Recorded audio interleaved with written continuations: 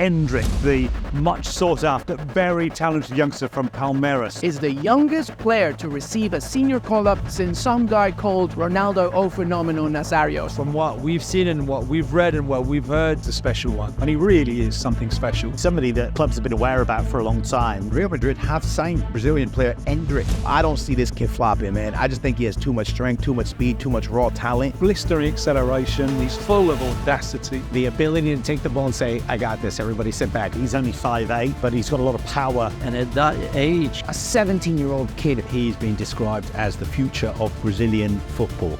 Endrick Felipe Moreira de Souza, better known simply as Endrick, is the latest boy from Brazil to be dubbed the next R9. But who is he, and why have the biggest club on earth paid 60 million euros to secure his signature? Is Endrick really Real Madrid's next superstar?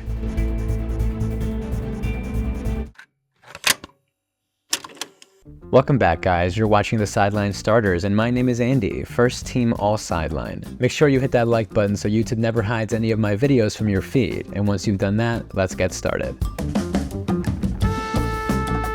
The story of Endrick began in the city of Taguatinga, Brazil on July 21, 2006, as the 2000s baby would grow up to be a product of his time. The YouTube paradigm that allowed the world to fall in love with Ronaldinho in 2005, and Neymar Jr. in 2011 would do the same for Endrick in the late 2010s, as the child of Generation Z was also the child of Douglas Souza, a father who would post highlights of his son to YouTube in the hopes of attracting the eyes of Brazilian scouts. And while Giants, Corinthians, and Santos were interested, Sao Paulo-based Palmeiras were the only club willing to cover the Sousa family's living expenses. The club even went as far as offering Endrick's father full-time employment as the team's custodian. And so the prodigy eventually signed for the Palmeiras Youth Academy at 11 years old, where he would go on to score 165 goals in just 169 youth games. It was clear to everyone who witnessed Endrick's performances on the pitch that the 16-year-old was ready to go pro.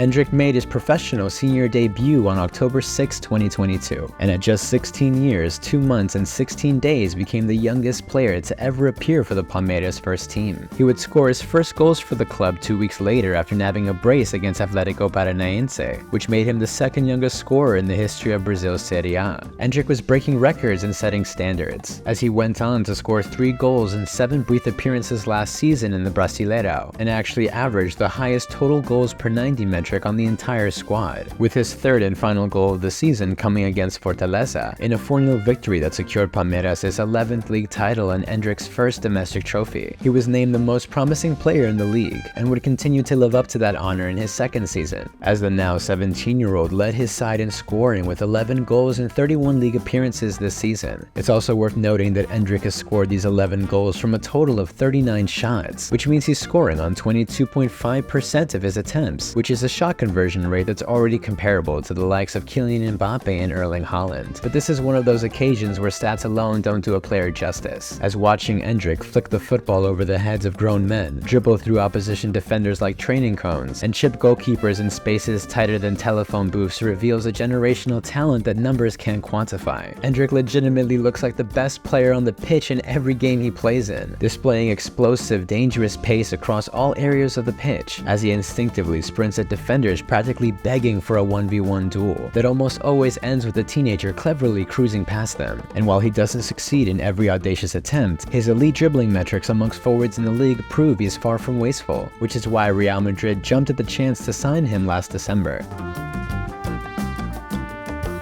By the end of 2022, Los Blancos reached an agreement with Palmeiras, Endrick, and his family to sign the forward when he turns 18 in July of 2024. The world-class development of Vinicius Jr. and Rodrigo is enough evidence of Real Madrid's ability to nurture Brazil's biggest talents, so it's no wonder Florentino Perez feels he can strike gold again. Although I have to admit, the hype around Endrick feels a lot different than it was for the other two. His 2-goal masterclass against Botafogo in October dominated football Twitter for days, and was quickly outdone by the hype train that arrived after he was called up to the national team in November, as he became the youngest player to secure a senior call-up since Ronaldo Nazario in 1994. We're truly in the midst of Endrick mania, as every photo we see of him appears as if it were manufactured on a movie set. But any accusations of overhyping the Brazilian were silenced in December, as Endrick carried Palmeiras to their second consecutive league title at just 17 years old, in a season where he led his team in total goals, expected goals, and attempted take-ons. An insane return return considering that half of the entire squad played more league minutes than he did, which begs the question, what will Endrick look like when he's playing every minute of every game on a team full of world-class players? Well, he's already begun assimilating himself to the legendary locker room, as he met his future Madrid teammates last week and took in the stature of his new iconic club. The acquisition of Endrick, in addition to the signing of Jude Bellingham last summer, continues the reimagining of Florentino Perez's Galactico project, a transfer policy where Los Blancos don't just sign the best player in the world at that exact moment, but plan 3 to 4 years ahead of time and sign the best youngsters currently on the market, a brilliant strategy that's seen them assemble a world-class starting 11 and comprised of Vinicius Jr., Rodrigo, Bellingham, Camavinga, Tchouaméni, and Fran Garcia, all of whom are under 24 years of age. Now, the absence of Karim Benzema and Kylian Mbappe's refusal to sign last summer means that Carlo Ancelotti has chosen to play Vini and Rodrigo as inside forwards this season, while Bellingham acts as a second striker on top of the midfield diamond. But signing Endrick means they might just move Vini and Rodrigo back to their natural positions out wide and drop Jude deeper into midfield so the teenager can lead the line, a responsibility Madrid haven't entrusted to a Brazilian since the days of R9. And I know it sounds like we're getting ahead of ourselves here, but after seeing his ludicrous attacking percentiles compared to other forwards outside Europe's top 5 leagues, it's really, and I mean really, hard not to.